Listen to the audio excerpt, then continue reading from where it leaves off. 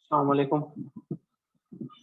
Sales report में जो हमारा नेक्स्ट रिपोर्ट है वो रिकवरी रिपोर्ट का कंपोनेंट है, तो इस ट्यूटोरियल में हम उसको देखेंगे।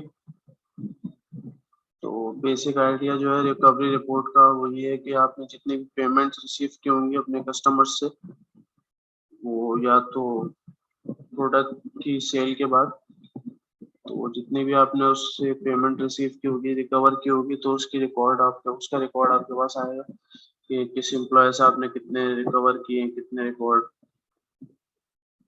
आपने पेमेंट रिकवर कर लिया, तो उसके अकॉर्डिंग उसका रिकॉर्ड होगा। इसमें दो तीन टाइप्स में हमारे पास डिफरेंशिएट किया गया, तो हम उसको ओपन करके ही देख लेते हैं। जैसे हमारे पास ये कैश रिसिप्ट है, बैंक रिसिप्ट है और डायरेक्ट कैश इनवॉइस है। तो इसके अकॉर्डिंग हमारे पास लिखा हुआ है, तो कैश रिसिप्ट तो ये कि हमारे पास कैश के बेस पे सारा जो पेमेंट थी वो क्लियर कर दी गई। सेकंड हमारे पास ये बैंक रिसिप्ट है, इसमें हमारे पास बैंक के चेक के थ्रू या किसी भी बैंक ट्रांसफर के थ्रू हमारे पास अमाउंट जो है वो क्लियर कर दी गई और रिकवर हो गई। ठीक है, तो यहाँ पे हमारे पास चेक का रेफरेंस दिया हुआ है और ये हमारे पास फिर डायरेक्ट कैश इनवॉइस है, जिसमें हमारे पास ट्रांजैक्शन नंबर जो है ये सेल इनवॉइस का डायरेक्ट लिखा हुआ है। मतलब आपने जैसे इनवॉइस बनी उसी वक्त अगर अमाउंट क्लियर हो गई, तो उसी वक्त आपने यहाँ पे अमाउंट वहाँ पे रिसीव करके इसको सेव कर दिया, तो हमारे पास ये क्लियरिंग डेट और इन सब चीज़ की हमें ज़रूरत नहीं होगी।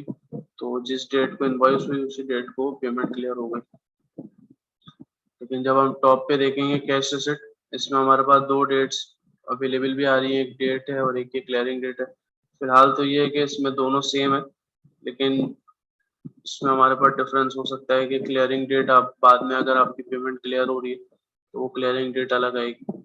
ठीक है, तो ये रिकवरी रिपोर्ट का कॉन्सेप्ट था कि जो भी आपकी पेमेंट्स हैं वो रिकवर होकर आपके पास शो हो रही है।